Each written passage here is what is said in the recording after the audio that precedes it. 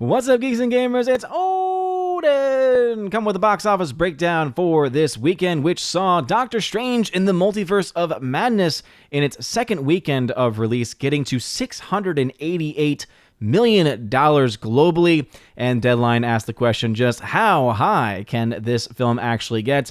And as I've been saying for a couple weeks now, this film has a lot of potential to reach the billion-dollar mark, especially since it doesn't have any real mainstream competition for another couple of weeks when Top Gun Maverick comes out. And by that time, this film will have made a huge portion of the money it is expected to make. We have some box office projections that we can make right now for this movie with the numbers that we have available. Everyone was focusing on the 82% drop from Friday to Friday. The problem is that it's only looking at one specific number, and when you actually compare that to other films and you compare that to other big budget films, that is actually a very common thing to see because many films are front loaded. Most people, when it comes to big budget films, especially when it comes to superhero films, like to see those movies on that Thursday and Friday of release to try to avoid spoilers, which makes sense as to why the second Friday number is a lot less than what it tends to be. So a lot of people, again, were focusing on that 82% number, and I was saying on my live stream last night, I'm like, that is fool's gold. Do not just focus on that. We need to wait for the Saturday numbers to come in, the Sunday numbers, and the international,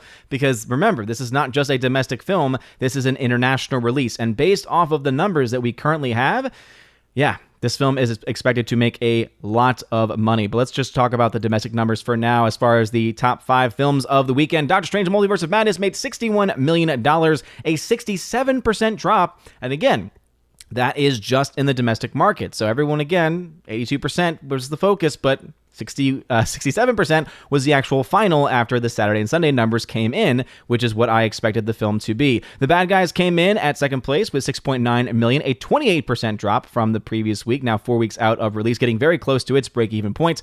Sonic the Hedgehog 2 continues to make money with $4.5 million, a 24% drop in its 6th week of release. Firestarter, the brand new film from Universal, which also is released day and date on a streaming service, at over 3,000 screens, still made $3.8 million. And even though the film did not cost all that much to make, it's still a little too early to tell whether or not the film will be able to actually, in theaters, make its money back versus whatever kind of money it's able to make on streaming. And then, of course, a film I'm a big fan of, the film that I think is the significantly better multiverse film. Do not think that my conversations about the financial success of Doctor Strange is by any way an indication of my thoughts on the film, because I was not a fan of it. But what I am a fan of and what I was a fan of is this film, Everything Everywhere All at Once, the better multiverse film, continuing to make money. So it actually added theaters. So this is insane. It's taken theaters away. It's had the weirdest release schedule I think I've ever seen in my entire life. It's been out for 8 weeks, a 6% hold from the previous week.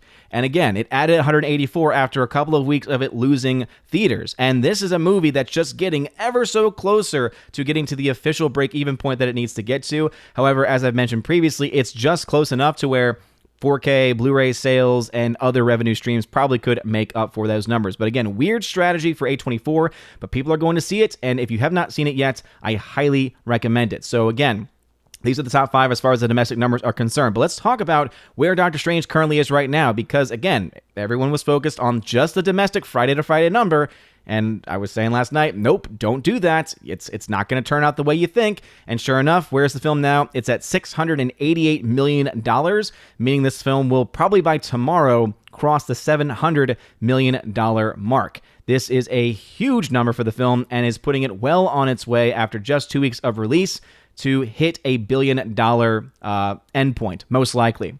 We'll go into the charting in just a second. But again, $688 million worldwide. This film is not a flop by any means. This film actually already, and I also made this prediction last night, has already made over $100 million in net gain profits when you take away any of the budget and marketing costs, the typical budget and the typical marketing costs associated with the reported budgets. So again, this film is doing very, very well. The Bad Guys up to $165.5 million. Sonic the Hedgehog 2 at $355 million worldwide. And Firestarter, of course, the new film, $5.8 million.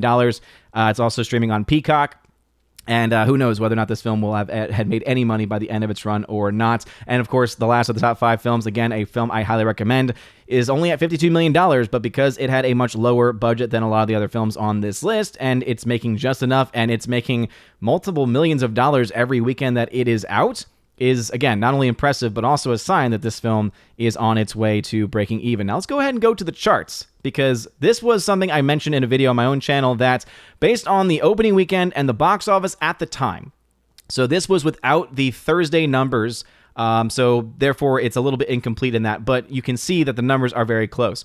But based on that current number, my projection was that if the number worldwide, and again, this is a worldwide number, that if it were to hold around 30% or have a 70% drop, this would be the number. 40% hold, 60% drop, this would be the number. And we can see it actually was around 35% of a hold. And that shows because, again, 35% of a hold is what gets you to the $688 million. And so this film had a worldwide drop of 65%.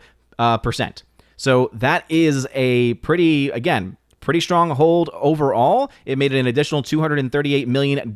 And so this film is, again, making a lot. So let's say this film has a 50% drop in the following weekend, and that's after it's made money every single day of its release during the week, both domestic and internationally. You can see why this film will easily shoot past the $700-800 million mark, which is why, in my own charting, I'm projecting that this film will make somewhere between $982 million and 1.3 at max. The most likely scenario is that it caps out around 1.1 billion. So there is a scenario where the legs fall off on this film. So again, let's just say that these first 2 weeks account for 70% of the entire box office. That totally can happen, and it's happened before. It would still be at $982 million. If we compare this to the numbers that we saw, because some people said, oh, it's going to be just like Batman. Well, the Batman, by the end of its second weekend, was at what? $465 million. So this film is already around $200 million more than where that film was by the end of its run. And that film made what? Close to $700-800 million. And so you can understand why I think that there is a very good chance that they are going to be able to, that this film is going to be able to pull off $1 billion. Right now, I am also projecting that the film will make somewhere between, and again, this is just raw net gain profit, $289 to $525 million in net gain profit. So that's after you take away the budget, take away the marketing costs. So there's no way of spinning it. This film is a major success. That Friday number was fool's gold that a lot of people fell for. The fact is, this film is doing well.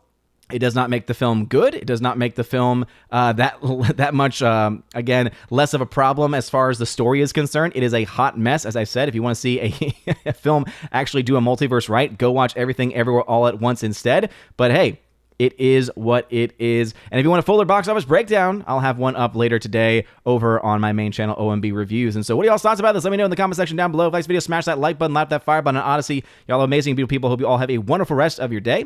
And as always, God bless.